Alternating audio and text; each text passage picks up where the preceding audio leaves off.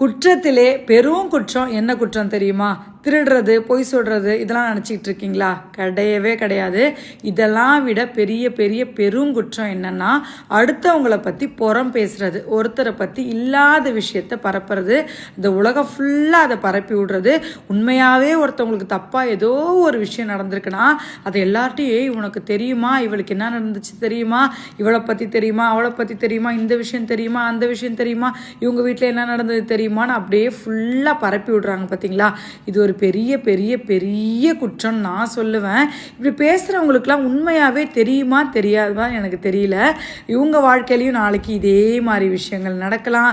இவங்கள பற்றி இந்த உலகம் ஃபுல்லாக பேசலாம். அது அவங்க காதுலேயே நடக்கலாம்.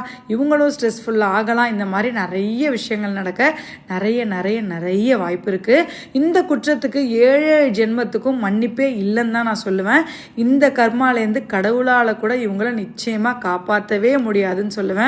ஏன்னா ஒருத்தரை பற்றி ஒரு விஷயம் தப்பாக நடந்தால் கூட அது உலகம் ஃபுல்லாக பரவும் போது அவங்க காதில் படும்போது எவ்வளோ ஸ்ட்ரெஸ் ஆகுறாங்களோ அது எல்லாமே அதை பரப்புறவங்களுக்கு பாவமாக கர்மாவாக போய் சேரும். ஸோ முடிஞ்ச அளவுக்கு உங்கள் வாழ்க்கையை நீங்கள் வாழுங்க, அவங்க வாழ்க்கையை அவங்க வாழ்ந்துட்டு போகிறாங்க. தப்பே பண்ணுறாங்கன்னா கூட அதோட தண்டனையை அவங்க அனுபவிச்சுட்டு போவாங்க. உங்களோட லைஃப்பில் என்ன சிறப்பாக நடக்க முடியுமோ அதை மட்டும் பண்ணுங்கள்.